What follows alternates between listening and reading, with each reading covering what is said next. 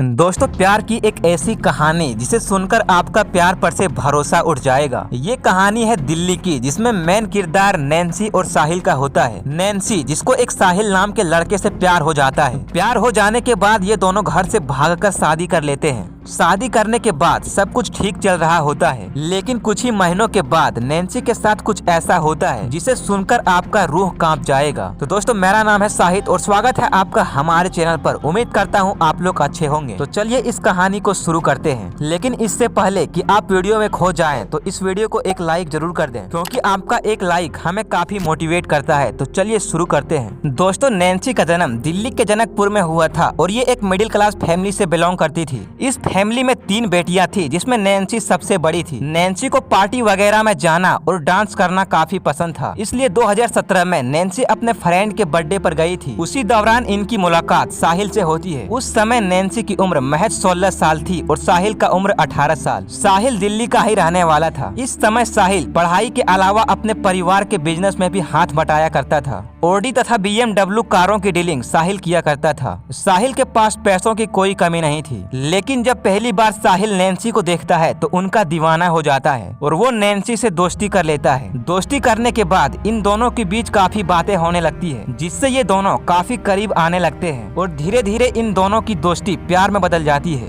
उसके बाद इन दोनों के बीच जीने मरने का वादा होने लगता है। जब इन दोनों को एक दूसरे पर भरोसा हो जाता है, तब साहिल नैन्सी से बोलता है कि तुम अपने मम्मी पापा से हमारे शादी के बारे में बात करो, ताकि हम लोग एक दूसरे के साथ रह सकें। ये बात सुनकर नैन्सी अपने मम्मी पापा से साहिल के बारे में बताती है और बोलती है कि हम दोनों एक दूसरे से प्यार करते हैं और शादी करना चाहते हैं। लेकिन नैन्सी की उम्र 16 साल थी, जिसकी वजह से उसके मम्मी पापा मना कर देते हैं और नैन्सी को पढ़ाई में फोकस करने के बारे में बताते हैं। लेकिन नैन्सी ये मानने को तैयार ही नहीं थी और नैन्सी अपने माता पिता से काफी बहस भी करती है। उसके बाद जब साहिल नैन्सी से पूछता है कि अपने घर वालों से हमारे शादी के बारे में बात की, तो इस पर नैन्सी रोने लगती है और कहती है घर वालों ने साफ साफ मना कर दिया है और वो कभी नहीं मानेंगे। उसके बाद ये दोनों भागने की प्लानिंग बनाते हैं। नैन्सी अपने माता पिता से झगड़ा करके साहिल के पास आ जाती है, क्योंकि उस समय साहिल की उम्र 18 साल थी और कानूनी तौर पर ये भी शादी करने के लायक नहीं था। उधर नैन्सी की भी उम्र 16 साल थी, इसलिए ये दोनों कानूनी तौर पर शादी के लिए एलिजिबल होने तक शादी का प्लान पोस्टपोन कर देते हैं। मगर उस उम्र में ये दोनों एक ऐसा कदम उठाते हैं जिसे आज भी समाज गिरी नजरों से देखता है। दरअसल जब कम उम्र होने की वजह से इन दोनों की शादी नहीं हो पाती है, तो ये दोनों लिविंग में रहने का फैसला करते हैं। अब साहिल घर पर पढ़ाई का बहाना बनाते हुए घर से दूर रहने की इजाजत मांगता है। घर वाले भी साहिल की बात मान लेते हैं। इस तरह साहिल एक फ्लैट किराए पर लेता है और उधर साहिल के प्यार में पागल नैन्सी भी अपने घर वालों से सारा रिश्ता तोड़कर भागते हुए साहिल के पास रहने आ जाती है। दोनों लिविंग में रहने लगते हैं और जमकर पार्टी करते हैं, क्योंकि साहिल के पास पैसों की कोई कमी नहीं थी। इसलिए नैन्सी की शौक पहले से ज्यादा बढ़ जाती है। शॉपिंग के साथ साथ ये लोग नाइट क्लब की पार्टियों में भी जाने लगते हैं। घर से भागने के बाद नैन्सी की बात उसके माता पिता से नहीं होती थी, लेकिन नैन्सी की 3-4 क्लोज फ्रेंड्स थी, जिनसे अक्सर नैन्सी बातें किया करती थी और उनके साथ सभी बातें शेयर किया करती थी। और इसी तरह दिन गुजरते जाता है और 2019 में नैन्सी कानूनी तौर पर शादी करने के लिए एलिजिबल हो जाता है। इस तरह दोनों अपनी मर्जी से कोर्ट मैरिज कर लेते हैं। ये दोनों बहुत खुश थे, क्योंकि इस दिन का इंतजार इन्हें काफी दिनों से था। शादी करने के बाद साहिल अचानक नैन्सी को लेकर अपना घर चला आता है और अपने मम्मी पापा से शादी के बारे में बताता है। पूरी कहानी जानने के बाद साहिल के माता पिता साहिल से नाराज हो जाते हैं, लेकिन अब जो हो गया था उसे बदला नहीं जा सकता था। इसलिए साहिल के माता पिता बहू को अपनाने का फैसला करते हैं। ये दोनों अब खुशी खुशी के साथ रहते थे, लेकिन कुछ ही महीनों के बाद अचानक हालात बिगड़ जाता है। शादी से पहले जो साहिल एक दूसरे पर जान छिड़का करते थे, वही शादी के कुछ ही महीनों के बाद एक दूसरे के छोटी छोटी बातों पर बहस करने लगते हैं। जैसे जैसे वक्त गुजरता है, वैसे वैसे इन दोनों का कड़वाहट बढ़ने लगता है। अब ये दोनों एक दूसरे को नापसंद करने लगते हैं। इस दौरान जो नैन्सी अपने घर वालों से बात नहीं करती थी, वही नैन्सी अपने मम्मी पापा से बात करने लगती है। नैन्सी की लड़ाई जब भी साहिल के साथ होती थी, तो नैन्सी सारी बात अपने एक करीबी फ्रेंड को बताती थी। लेकिन 20 नवंबर 2019 के बाद अचानक नैन्सी नैन्सी की वही दोस्त नोटिस करती है कि पिछले कुछ दिनों से नैन्सी का कोई भी फोन या मैसेज नहीं आई है, जबकि अक्सर नैन्सी उसे हफ्ते में 1 या 2 बार फोन जरूर करती थी। उसके बाद नैन्सी की वो दोस्त नैन्सी से कांटेक्ट करना चाहती है, लेकिन जब वो नैन्सी के पास कॉल लगाती थी तो उसका फोन स्विच ऑफ आता था, जिससे नैन्सी की दोस्त को कुछ गड़बड़ लगता है। उसके बाद ये जानकारी नैन्सी के माता पिता को देती है। माता पिता ये जानने के बाद नैन्सी से कांटेक्ट करने की कोशिश करते हैं, लेकिन उन्हें भी कुछ पता नहीं चलता है। उसके माता पिता काफी परेशान हो जाते हैं। उसके बाद नैन्सी के बारे में पता करने के लिए साहिल के घर चले जाते हैं। यहाँ नैन्सी के बारे में पूछने पर साहिल के माता पिता उन्हें बोलते हैं कि नैन्सी और साहिल घर से काफी पैसा और सोना चुरा कर पिछले काफी दिनों से लापता है। उनका कोई अता पता नहीं है और इन दोनों में से कोई भी हमारे कांटेक्ट में नहीं है। ये बात सुनकर नैन्सी के माता पिता घबरा जाते हैं और नैन्सी के माता पिता अपने तरीके से छानबीन करते हैं तो उनका कांटेक्ट साहिल से होता है। और जब साहिल से नैन्सी के बारे में पूछा जाता है तो साहिल बोलता है कि 11 नवंबर 2019 को हम लोग कार से लॉन्ग ड्राइव पर जा रहे थे, तभी एक सिग्नल पर हमारी कार रुकी तो नैन्सी ने कहा कि तुम यहाँ पर रुको, मैं एक जरूरी काम से वापस आती हूँ। इतना कहने के बाद नैन्सी कार से उतर गई और उसकी कुछ ही देर बाद उसका मोबाइल स्विच ऑफ हो गया। हमने उससे कांटेक्ट करने की कई कोशिश की, लेकिन पिछले 10 से 12 दिनों में नैन्सी से हमारी कोई बात नहीं हुई है और अब मुझे नहीं पता है कि अब वो कहाँ है।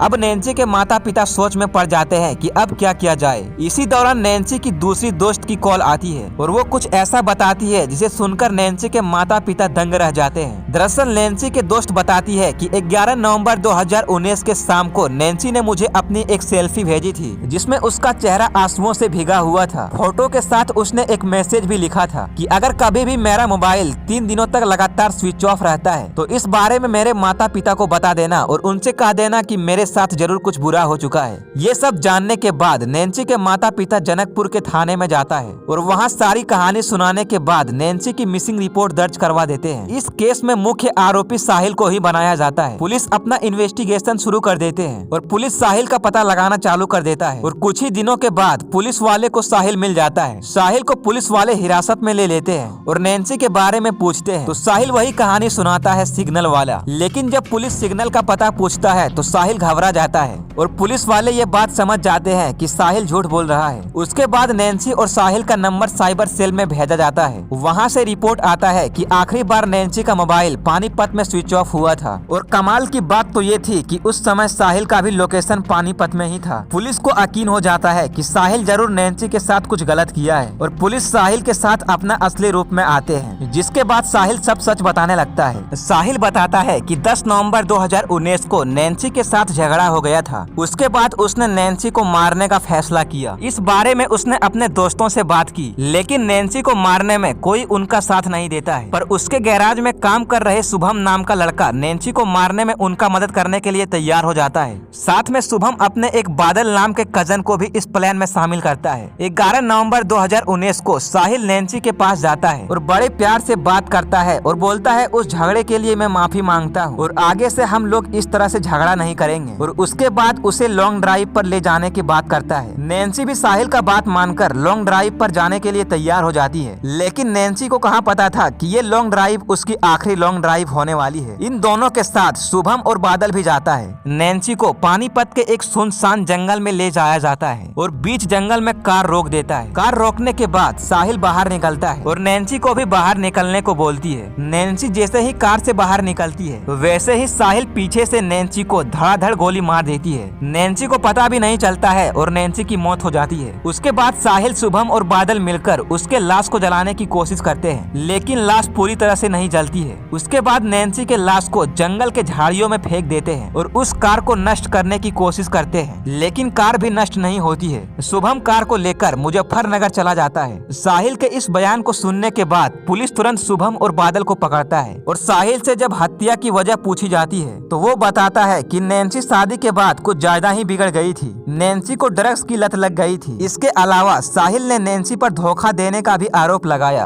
और इन्हीं सब को लेकर साहिल डिप्रेशन में चला गया था और पीछा छुड़ाने के लिए उसने नैन्सी की हत्या कर दी। फिलहाल पूरा मामला कोर्ट में चल रहा है। इस मामले के मुख्य आरोपी साहिल चोपड़ा, शुभम शर्मा और बादल सलाखों के पीछे है और सजा का इंतजार कर रहा है। तो दोस्तों, क्राइम की दुनिया से जुड़े ऐसे ही दूसरी कहानियां जानने के लिए हमारे चैनल को सब्सक्राइब जरूर करें।